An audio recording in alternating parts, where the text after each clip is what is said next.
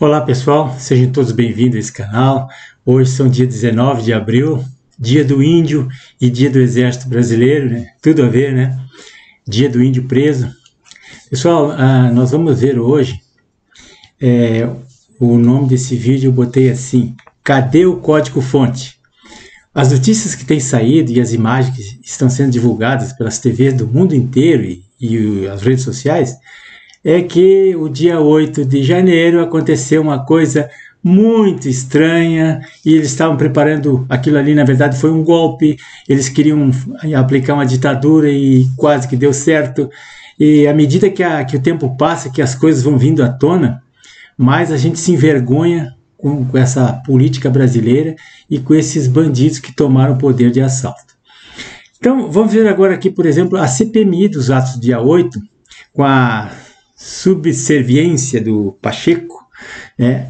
Ele obedeceu ao Planalto e prorrogou, talvez para o dia 26, não sei, mas a pressão sobre ele é muito grande. Ele está obedecendo ordens do Planalto, porque ele deve favores ao Planalto, que apoiou a reeleição dele para o Senado, e dispensa comentário a pessoa dele. A diplomacia brasileira está alinhada com a esquerda mundial, a esquerda sino-soviética e toda essa esquerda podre que tem no mundo aí, e é um desastre a vergonha que eles fazem tentando mentir para a comunidade internacional, e nem todo mundo é burro, né? Burro tem locais específicos que tem. Outra coisa é a perseguição assim descarada, monstruosa contra o senador Sérgio Moro, que a PGR diz que ele extrapolou a liberdade de expressão. Pelo amor de Deus, um senador que nem estava na tribuna, ele falou lá numa festa, numa brincadeira lá, e eles pegaram aquilo ali porque a perseguição dele, o assassinato de reputação dele é mundial, né? A esquerda quer derrubar ele, quer arrebentar com ele. Então a gente vê que é uma mentira descarada, porque muita gente já agiu da mesma forma, não aconteceu nada. Vamos começar então, pessoal. O enrolão da CPMI, que é o presidente do Senado, Rodrigo Pacheco, do PSD de Minas Gerais, e a sua conduta, né, de capacho do Barba. E se ele tivesse vergonha, ele passaria muita vergonha entre os parlamentares, entre o pessoal que cerca ele ali. E a oposição atribui as suas desculpas, né, para postergar, né, a oposição que eu digo, o pessoal da esquerda, a desculpa para postergar os atos do dia 8, a CPMI, eles garantem a disputa da reeleição, que aconteceu com o Pacheco. Ele está pagando o que ele devia. É evidente que a CPMI inspira um medo tremendo na esquerda e principalmente no Barba, cuja ordem é barrar a investigação a qualquer custo. A gente já viu, a atitude a atitude do Pacheco é uma atitude vil, e o pessoal apelidou ele de enrolão, entre aspas, enrolão. Então o regimento que garante a criação da CPMI, com a assinatura necessária, né, aguardava só a leitura em plenário para ser instalado.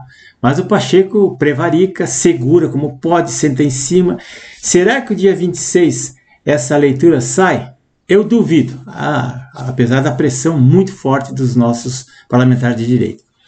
E a diplomacia do Lula? Bom, eu digo Lulé. A Casa Branca criticou agora essa semana as falas do presidente Lula, do PT, de que ele dizia que, abre aspas, né, que os Estados Unidos incentivaram a continuidade da guerra na Ucrânia e que esta sim, assim como a Rússia, não toma iniciativa de paz, etc. E o porta-voz do Conselho de Segurança Nacional, Joe Kirby, ele disse que a fala do Lula foi profundamente problemática, para não dizer desastrosa, né? Que o Brasil está repetindo a propaganda russo-chinesa sem oferecer fatos, né? Sem oferecer a verdade. E objetivamente queremos que a guerra acabe, ele disse. E isso poderia acontecer agora, hoje mesmo, se o presidente russo, Vladimir Putin, parasse de atacar a Ucrânia, de invadir seus territórios, retirasse as tropas, né? Pronto, sem falar na devolução dos territórios invadidos.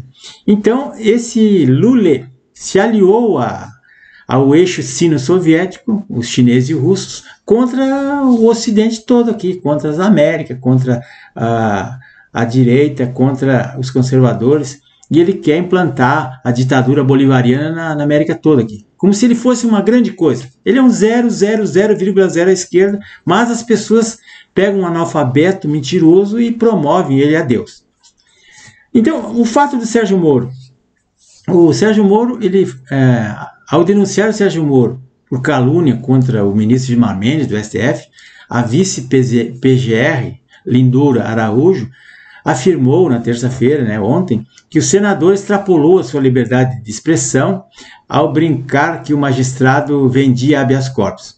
Ora, meus amigos, essa conversa não é de hoje, isso aí faz muito tempo que até colegas deles, como o próprio Barroso falou, já haviam dito coisas semelhantes em plenário. E não faz muito tempo que o senador Cajuru também acusou de práticas pouco republicanas desse ministro. Também o esquerdista deputado Janones, do Avante de Minas Gerais, já tinha chamado Gilmar Mendes de canalha, sugeriu que o ministro decidiu a favor de amigos pessoais, lá naquela CPI do Brumadinho, o acidente aquele de 2019, lá de Minas. E tudo isso que vocês estão vendo é cortina de fumaça para perseguir e para assassinar a reputação de Sérgio Moro, que o Lula é inimigo mortal dele, e vocês sabem por quê. Bom, e a independência dos poderes, meus amigos. O STF, o Supremo Tribunal Federal, retirou da pauta do dia 13 de abril, agora, semana passada, o julgamento sobre a constitucionalidade da graça presidencial concedida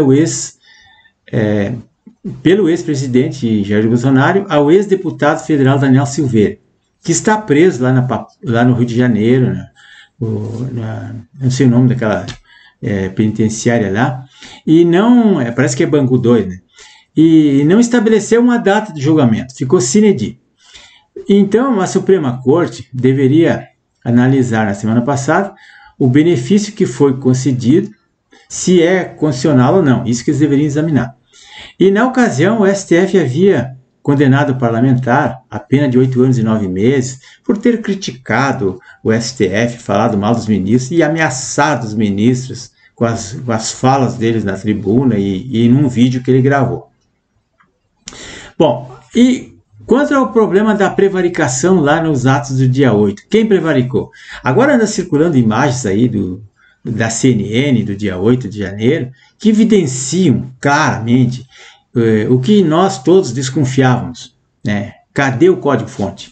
O nosso 8 de janeiro foi uma versão cover do 6 de janeiro do Capitólio, lá nos Estados Unidos, parlamento americano, com os militares abrindo a porta, facilitando a entrada dos manifestantes. O nosso foi mais grave, porque o ministro da Defesa ainda abriu a porta para os manifestantes entrarem. Quer dizer, é muito pior do que lá, que era um guarda, lá um vigilante que abriu a porta. Aqui não, aqui foi autoridades que abriram. Inclusive, alguém lá ofereceu até uma garrafa de água mineral para os manifestantes lá. Então, o ministro do GSI, o general Dias, que é lulista desde criancinha, é só puxar a capivara deles aí nas redes que vocês vão ver. E de boa, no palácio, ele estava lá, sentado, curtindo a brisa, né? E quem é que prevaricou nisso tudo aí, né? Quem deu ordem? Foi o Ibanez? Foi o coitado do ex-ministro da Justiça lá que está preso? Quem é que ordenou isso? Quem é que autorizou? Por que o Lula estava com o decreto de GLO já prontinho para afastar o governador do Distrito Federal? Pronto, e lá em Araraquara ele já estava só escutando e esperando. Tão poucos os atos iniciaram e ele já começou a tomar as providências e fazer os decretos. Quem é que fez esses decretos? Quem é que redigiu aqueles decretos? A quem interessava produzir presos políticos e criminalizar a direita, para acabar com a direita brasileira? Ele cansou de dizer que ele ia fazer isso e fez. E as pessoas não querem entender. Tá, e meus amigos, então, para terminar, Guarazinho, a Democracia do Lobo. Eu tenho um panfletinho aí, que eu chamo de Guarazinho, a Democracia do Lobo, até em homenagem ao bairro onde eu moro, aqui no Distrito Federal. E esse panfleto, ele é um grito de alerta a todo mundo sobre os assuntos de geopolítica, sobre o assunto do mundo e do Brasil, da nossa soberania, nossa democracia, nossa liberdade, a nossa economia, a nossa educação, a nossa justiça, a insegurança jurídica, a segurança pública. e uma série de assuntos que são muito interessantes para nós, né? Tanto de história, de filosofia, de sociologia, de coisas que interessam ao Brasil nesse momento. E hoje que o país está super aparelhado com o petismo aí, e que a nossa direita, veja os nossos deputados de direita, os coitados lutam desesperadamente contra um monstro, um moinho de vento enorme, que é um aliado do bloco sino-soviético, aqui cheio de espiões da Venezuela, de Cuba, da Nicarágua, bolivarianismo, Foro de São Paulo, que agora esse ano vão fazer uma reunião aqui no Brasil para corroborar o que eles sempre fizeram, reunir toda a esquerda latino-americana aqui e o Brasil pagando as diárias para eles nos hotéis. Isso é maravilhoso. E a mídia, as oligarquias, todo mundo lá, e nós aqui, a esquerda e a direita, né, se degladiando, mas nós, o pessoal conservador da direita, está lutando sem proteção das Forças Armadas. Hoje é o dia das Forças Armadas e vocês sabem no que deu. Então, pessoal, se inscreva no meu canal, por favor, é muito importante. Agradeço a todas as pessoas que me seguem ali. César Ramos da Extravox.